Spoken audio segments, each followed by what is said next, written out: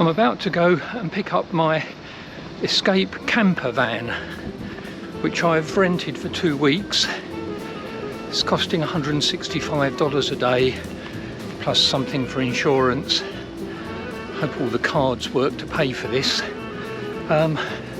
Anyway, we're just turning up to the place which is here across the road.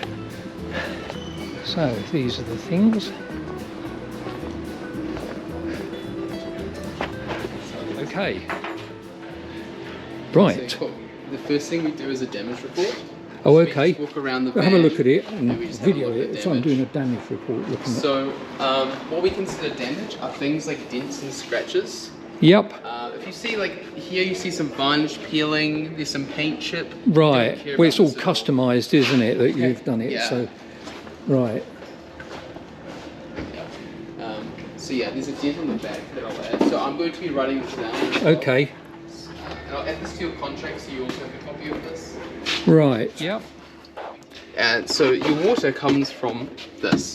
So Right. the entire thing is around 25 litres, but we suggest filling it to around 20. If you fill Okay. it all the way to the top, there's like a little bit of a gap in the top. It can Oh, I spill see. a little Otherwise, bit. it'll all splash and. Yeah. Right. But we make it easy for you to refill. Typically in New Zealand, it's I'm in the camper van driving out of Christchurch. I must say it's very basic, and it's got something like 360,000 kilometres on the clock. Like 200,000 miles or so. Anyway, it's basically okay. I mean, it's pretty old, pretty basic. Let's see what life in a camper van is like. I'll let you know in 2 weeks' time. In the meantime, I'm sure I'll have lots of comments on what it's like. Anyway, off we go, south out of Christchurch.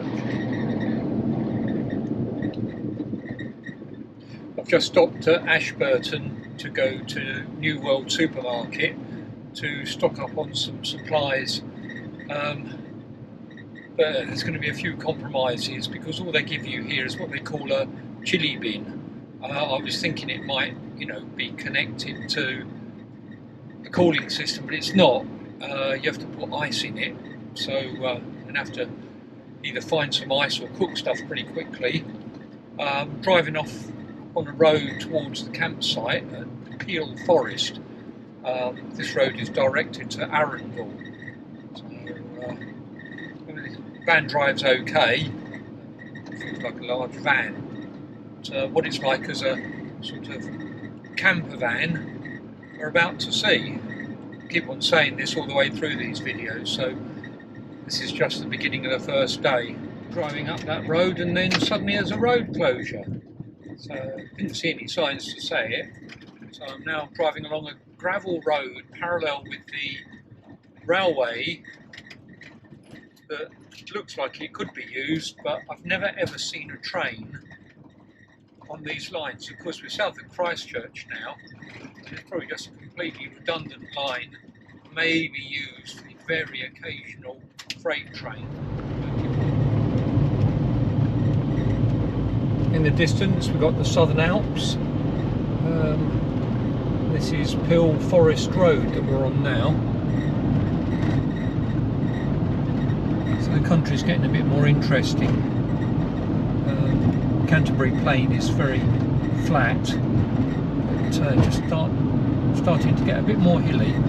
At the Peel Forest campsite, right in the middle of the South Island of New Zealand, and I've set myself up on site 1. I've got power there, or rather I've got a power socket, but there seems to be no electricity going to it, so I'm not sure what's going on there. Anyway, the campsite's very nice. Nobody here other than a young couple I spoke to who'd just come down from Christchurch themselves. They're parked over the other side of the block there. There's all sorts of facilities there, even a refrigerator and washing, toilet, etc.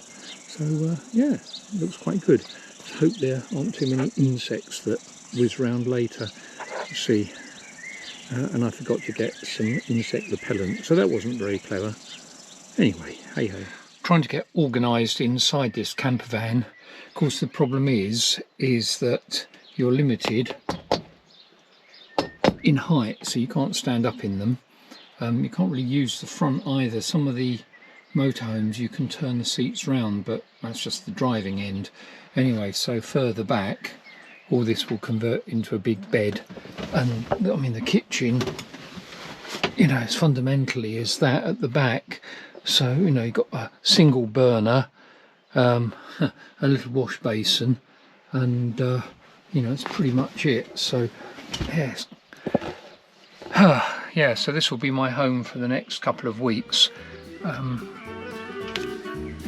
Yeah, and we have to shut the doors up at some point to keep the creepy crawlies out.